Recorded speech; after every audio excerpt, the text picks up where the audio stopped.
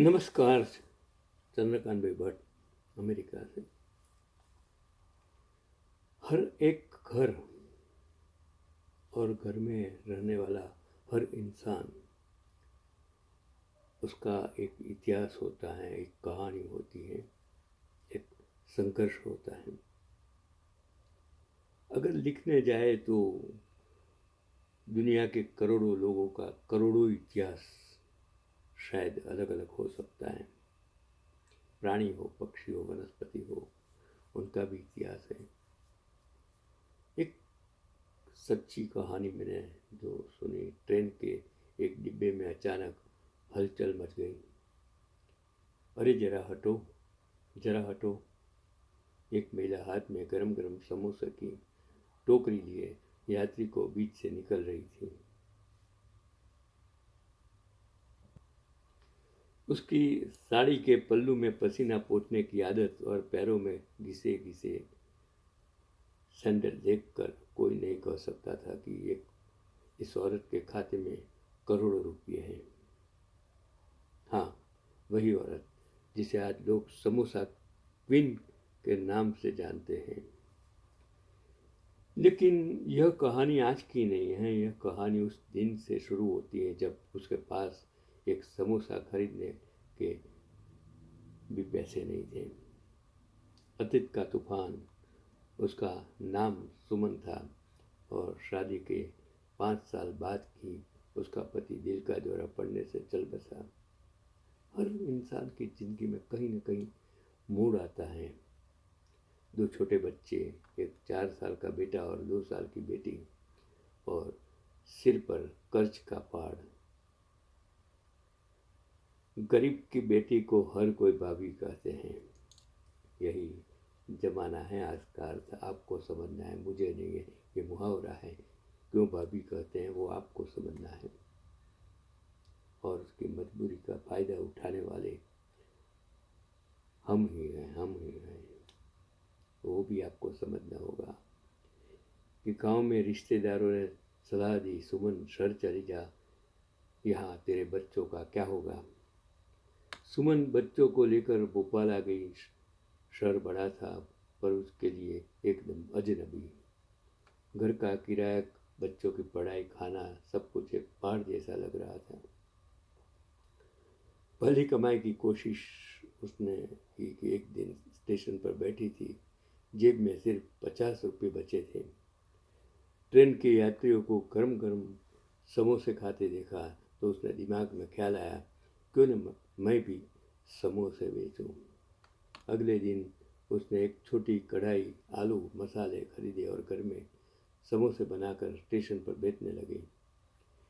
पहले दिन उसने 40 समोसे बनाए, सब बिके।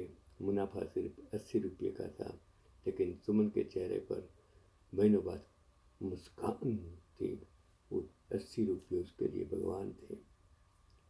सफ़र में पहचान, धीरे धीरे उसकी पहचान बन गई। ट्रेन के यात्री उसे नाम से बुलाने लगे। अरे सुमन बहन, आज तो गरम वाले देना। उसके समोसे सिर्फ खाने में नहीं, कहानी में भी गर्म थे। हर यात्री उससे बात करता, उसका हाल चाल पूछता। कुछ महीने में उसने रोज़ 200-300 समोसे बनाना शुरू कर दिया। बच्चे स्कूल जाने लगे। मुसीबत का पहाड़ था, लेकिन सफ़र आसान नहीं था। रेलवे के टिकट चेकर और ठेकेदार उसे ताने मारते, कई दुकान लगाने से रोकते। कभी कभी समोसे ज़्यादा बनते और बचे हुए फेंकने पड़ते। तकलीफ तो इंसान को होती है जब एक इंसान नया नया कुछ करता है, पर सुमन ने हार नहीं मानी। उसने यात्रियों के सुझाव के नए फ्लेवर के समोसे बनाने शुरू किए, पनीर, मिक्स वेज, मीठे समोसे। और यात्रियों को यह इतना पसंद आया कि लोग उसके समोसे पैक करवा कर घर ले जाने लगे। अब कहाँ से इंसान का टर्निंग पॉइंट आता है कि एक दिन ट्रेन में एक बिजनेसमैन सफ़र कर रहा था। उसने सुमन के समोसे खाए और कहा, तुम्हारा स्वाद मार्केट में छा सकता है, क्या तुम बड़ा काम करना चाहोगी। इत्तेफाक कभी कोई इंसान की ज़िंदगी बदल देता है। हर इंसान के जीवन में एक दशक अच्छा आता है, एक दशक बुरा आता है। एक दिन अच्छा आता है तो एक दिन बुरा आता है, लेकिन कभी इंसान की तकदीर, मेहनत, ईमानदारी रंग लाती नहीं। सुमन पहले तो डर गई, लेकिन उसने हाँ कर दी। इस बिजनेसमैन ने उसे छोटे से शॉप का किराया दिलवाया और पैकेजिंग का आइडिया दिया। अब सुमन सिर्फ ट्रेन में नहीं, बल्कि ऑर्डर पर भी समोसे सप्लाई करने लगी। समोसा क्वीन। 10 साल में सुमन का नाम भोपाल से बाहर भी फैल गया। उसके पास बाहर आउटलेट्स हो गए, 50 लोग उसके लिए काम करने लगे, हर महीने लाखों की कमाई होने लगी। आज भी जब वह किसी ट्रेन से गुजरती है तो एक डिब्बे में जाकर पुराने दिनों की तरह कुछ समोसे खुद बेचती है। लोग कहते हैं, अरे करोड़पति होकर भी वो जब तब मुस्करा देती हैं। ये सफ़र मुझे याद दिलाता है कि मैं कहाँ से कहाँ उठकर यहाँ तक आई हूँ। आपको यही एक लेसन मिलता है, पैगाम मिलता है कि ज़िंदगी में चाहे हालात कितने भी बुरे हो, अगर हौसला और मेहनत साथ हो तो समोसे बेचने वाली औरत भी करोड़पति बन सकती है। अगर यह कहानी आपको प्रेरणा देती है तो आप ये मेरा वीडियो शेयर करें, किसी को सुनाए और उसमें कुछ सीखें, क्योंकि ज़िंदगी के हर मोड़ पर हर इंसान को कुछ न कुछ तकलीफ तो होती है। मैं भी एक इंसान, मेरे दादाजी करोड़ोंपति उस ज़माने में, कितनी सारी ज़मीन, पैसे, शेयर बाजार का कार्ड, सब कुछ था। पिताजी गुजर गए, भोले भाले इंसान थे, कुछ पता ही नहीं चलता था। मैं गया जब स्कूल में था, 11वीं कक्षा में था। बड़े भाई स्कूल में जॉब करते थे। एक कॉलेज, तब स्कूल की जहाँ मोड़ा था, कॉलेज में मैंने शुरू किया अपना कैरियर। फीस के लाले थे, क्योंकि पगार उस टाइम शिक्षक का बहुत ज़्यादा नहीं था, 150-60 रुपये और 110 रुपये फीस भरने का उस ज़माने में। तकलीफ थी, पैसे थे, सब कुछ थे, फिर भी तकलीफ थी। कुछ न कुछ करके बीएससी हो गया, अहमदाबाद में आ गया, मिल में चला गया।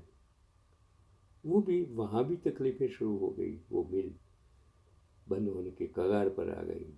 कुछ न कुछ सीखा, उसमें से क्लासेस शुरू किया, और ये मंजिल कहाँ तक चली कि मैं आज अमेरिका तक आ गया। यहाँ भी मैंने मेरे जीवन में और उधर भी मैंने कमाने की कोशिश कहीं भी नहीं की। मैंने यही सोचता रहा कि क्या एक चंद्रकांत भट्ट, जो जिसके पास पैसे नहीं थे, तो इसे हजारों लाखों भारत में बसे इन गरीबों के पास पैसे नहीं होंगे। तो मैंने यही सोच के इस क्लासेस में जितने भी बच्चे जिसके पास कुछ नहीं था, उसको मदद करने की कोशिश की, इसी भावना से कि मैं एक चंद्रकांत भट्ट पैदा करता हूँ। हजारों बच्चे पढ़े, डॉक्टर बने, इंजीनियर बने। यहाँ अमेरिका में भी आज तक मेरे पास खीसे में डॉलर नहीं है, फिर भी जो इज्जत मैंने कमाई, जो मैंने पाया आज, जो जिन बच्चों को मैंने पढ़ाया, मेहनत की, उसके आशीर्वाद। कितने टीचर्स जिसके पास जॉब नहीं था, इन टीचर्स को क्लास में मैं पढ़ाने को बोलता था, ट्यूशन देता था।